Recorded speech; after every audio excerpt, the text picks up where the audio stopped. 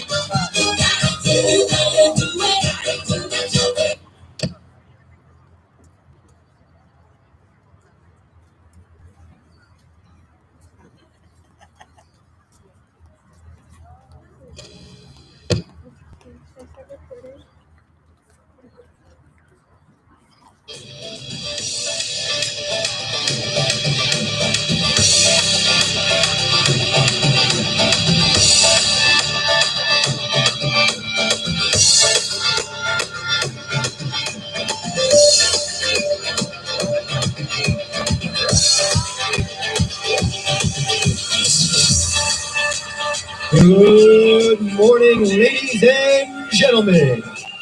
Welcome to Lombardi Field, also known as the Outdoor Knights Chamber. And now, introducing our leader, the Dr. Vincent Sasso.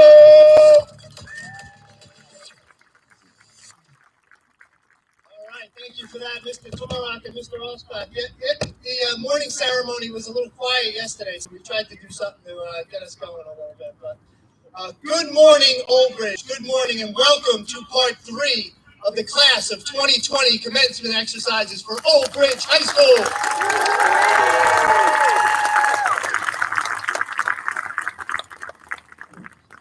At this time, if I could have you all please stand for the Pledge of Allegiance. Mrs. Jill DeCaro, Old Bridge Board of Education Vice President, will lead us in the pledge.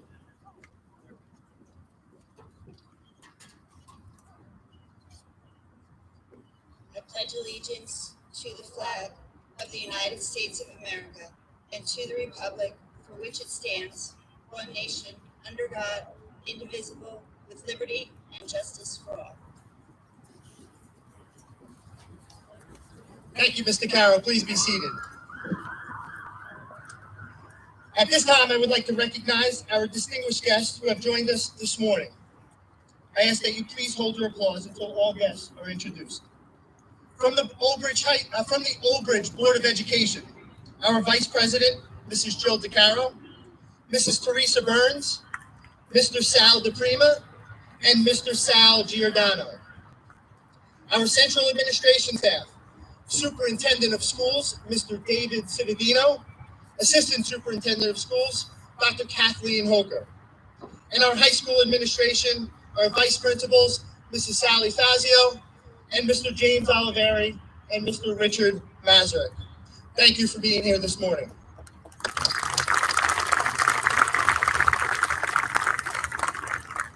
Good morning once again, and welcome to the commencement exercises for Old Bridge High School's class of 2020.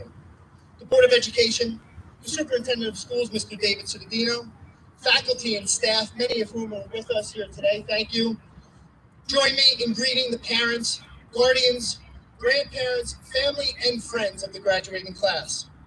Friends and family both here and at home, we extend our congratulations to each of you on the accomplishments of the young men and women seated before us. For the class of 2020, orange became our new purple, and a reminder that every individual in our school matters. We found strength in each other during difficult times and hope in the promise for a brighter tomorrow. We recognize the value of living each day in service to each other, and the class of 2020 has set the stage for a much greater purpose, while understanding that each new day is a gift, and each of us should appreciate life a little more. I truly feel a lifelong bond with the class of 2020. I think back often to our class meeting in September in the auditorium. We laughed, we cried, and we walked out of that room ready to have the best years of our lives. Little did we know, but months later, our world would change once again, and for a second time in less than a year, our hope was put to the test. During these unsettling times, I find comfort in the strength of the young men and women seated before us. I am confident that one or two, and honestly, I pray that all of you will provide the positive leadership that is needed to heal our past wounds and preserve the rights and freedoms of all humans from this day forward. Class of 2020, I challenge you to be strong, be courageous, and do not be discouraged. Stand firm in the relationships that you have forged with each other for encouragement, refreshment, and growth. In the words of Dr. Martin Luther King, love is the only force capable of transforming an enemy into a friend. Class of 2020, be safe, and whatever you choose to do it with all of your heart. And remember, wherever your life may take you, the doors of our house will forever remain open. Once a night, always a night. God bless, and go Knights.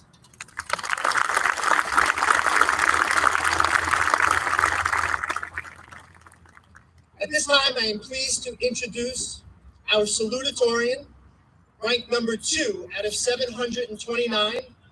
We got the honor to hear from Ryan yesterday, but he's here today, so we are proud to salute Ryan Charging.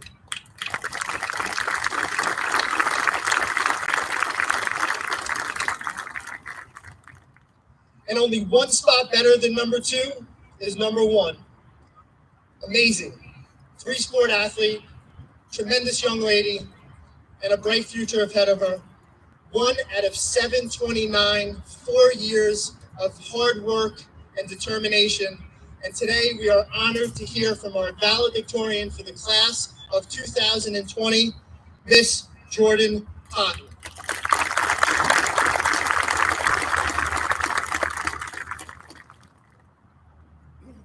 It's supposed to get hot out, and I'm really nervous, so I'll try to keep this short. When Dr. Sasso stopped by to deliver my cord and pin, he told me in my speech I could summarize the past 4 years as a starting point. I don't know what he was thinking because I was studying the whole time. What would I know? Now, I am kidding, because for as much time as I devoted to academics, I spent the same amount in sports and other extracurriculars. That was one of my favorite things about Old Bridge. I never had to choose between school, sports, and clubs because I had teachers and coaches who supported me and wanted to see me succeed. I am grateful to them, especially the ones who went out of their way to check up on me, to make sure that I was truly okay and not just going through the motions. I think many of us can agree that high school can be overwhelming at times. Without some of these teachers listening to me and offering advice, I wouldn't have been able to keep pushing towards my goals. As a whole, Old Bridge has some pretty amazing staff. What other towns have a sandwich named after their principal? And in what other towns can you eat said sandwich with the principal in his office along with all your friends? This administration cares about its students beyond test scores and daily attendance. Without them, this unprecedented graduation would not be possible, and we'd likely have seen the last of our classmates on that day way back in March. So to Mr. Cittadino and Dr. Hoker, thank you for your unconditional support. And to Dr. Sasso, Mrs. Fazio, Mr. Oliveri, and Mr. Mazurek, thank you for working so hard to make the end of our senior year as amazing as possible. I'd also like to take a moment to thank my family. My brother has taught me patience, a lot of patience. But he's also shown me how to be kind and was there for late night talks on stressful days. And to the 2 people who raised me, to pursue my dreams, to push past my limits, and to do what makes me happy. Mom and Dad, You've been at every game I've ever played, sat in parking lots during every practice, and attended every school function. There are no two people more supportive and loving than you are, and I will forever be grateful for how hard you both worked to make sure I could be involved in everything I was, and there was a lot. At Old Bridge, there's something for everyone, and there are easy ways to find your groups within the student body. With so many students, our passions were bound to vary, but there was a club for nearly everything. Even with such diverse interests, there are still memories many of us share. We all suffered through our time at the GNC. We cheered together at pinkouts and watched the same beautiful sunsets over this very field. We attended homecomings with our friends and danced awkwardly as our teachers stared us down, no doubt judging who could dance and who couldn't. And we explored the main building together and all the new things that came with it.